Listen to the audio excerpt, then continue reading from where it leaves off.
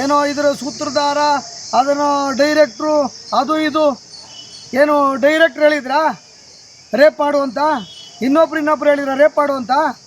ಈ ಮಾತುಗಳು ಹೇಳೋಕ್ಕೆ ಮಾನ್ಯ ಕುಮಾರಸ್ವಾಮಿ ಅವರಿಗೆ ನಾಚಿಕೆ ಆಗಬೇಕಾಗ್ತದೆ. ಯಾಕೆ ಅಂದರೆ ಇಂಥ ವಿಚಾರಗಳನ್ನು ಒಬ್ಬ ಸಂಸದ ಪರಿಜ್ಞಾನ ಇರಲ್ವಾ?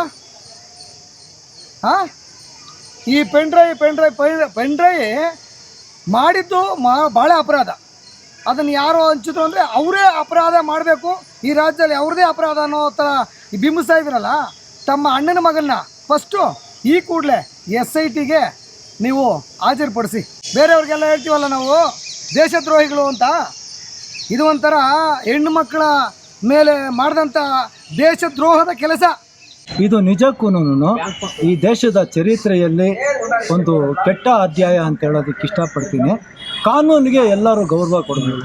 ತಪ್ಪು ಮಾಡಿರಬಹುದು ನಿಜ, ಆದರೆ ಅವರು ದೇಶ ಬಿಟ್ಟು ಪಲಾಯನ ಮಾಡಿ ಇವತ್ತು ಬರ್ತೀವಿ ನಾಳೆ ಬರ್ತೀವಿ ಅಂತ ಫ್ಲೈಟ್ ಟಿಕೆಟು ರಿಸರ್ವೇಷನ್ ಮಾಡಿಸೋದು, ಕ್ಯಾನ್ಸಲ್ ಮಾಡಿಸ್ಕೊಳ್ಳೋದು, ಈ ಥರ ಮಾಡೋದ್ರಿಂದ ಅವರ ಒಂದು ವ್ಯಕ್ತಿತ್ವಕ್ಕೆ, ಅವರ ಕುಟುಂಬದ ವ್ಯಕ್ತಿತ್ವಕ್ಕೆ ನಿಜಕ್ಕೂ ಧಕ್ಕೆ ಬರುತ್ತೆ.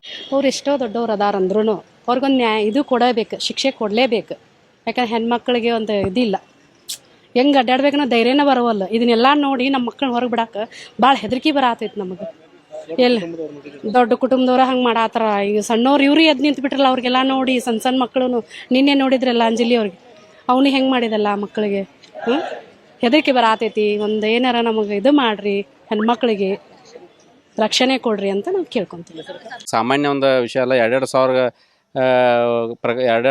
CD ಇದನ್ನು ಏನದು ಪೆಂಡ್ರೈವ್ ಅವ್ರವ್ರ ವಿಡಿಯೋಗಳದವು. ಅಂಥ ಒಂದು ಪ್ರಕರಣದೊಳಗೆ ಅವರ ಒಂದು ಮುಜುಗರ ಆಗುವಂಥ ಕೆಲಸ ಮಾಡಿದವರು. ಆದ್ರೂ ಅವ್ರು ರಾಜಕೀಯವಾಗಿ ಅವ್ರನ್ನ ಯಾವುದೋ ಒಂದು ಶಕ್ತಿ ಅವ್ರನ್ನ ಕಾಪಾಡೋದಾದ್ರೆ ಅದು BJP ಸರ್ಕಾರ ಐತೆ. ಅದಕ್ಕೆ ನಮ್ಮ ಒತ್ತಾಯ ನಮ್ಮ ಕಾಂಗ್ರೆಸ್ಸಿಂದ ಏನೈತೆ ಅಂದ್ರೆ ಯಾವುದೋ ಪರಿಸ್ಥಿತಿಯೊಳಗೆ ಅವ್ರನ್ನ ತಂದು ಸೆರೆ ಹಿಡ್ದ ಮುಂದಿನ ಹೆಣ್ಮಕ್ಳಿಗೆ ಅಥವಾ ಮಹಿಳಾ ಇದಕ್ಕೆ ಒಂದು ನ್ಯಾಯ ದೊರಕಿಸ್ಬೇಕಂತ ನಮ್ದು ಒತ್ತಾಯ ಐತಿ. BJP ಅವ್ರು ಮನಸ್ಸು ಮಾಡಿದ್ರೆ ಪ್ರಜ್ವಲ್ ರೇವಣ್ಣನ ಬೆಂಗಳೂರಿಗೆ ಕರಿತಿರೋದು ಏನು ದೊಡ್ಡ ವಿಷಯ ಅಲ್ಲ. ಆದರೆ BJP ಅವರ ಮತ್ತು JDSದವರ ಅಲೈನ್ಸ್ ಆಗಿ ನಮ್ಮ ಕರ್ನಾಟಕದಲ್ಲಿ ರಾಜಕಾರಣ ಮಾಡೋದ್ರಿಂದ ಪ್ರಜ್ವಲ್ ರೇವಣ್ಣವ್ರನ್ನ BJP ಅವರ ಬಚಾವ್ ಮಾಡ್ತಾ ಇದ್ದಾರೆ ಅಂತ ನಮಗೆಲ್ಲ ಅನಿಸ್ತಾ ಇದೆ.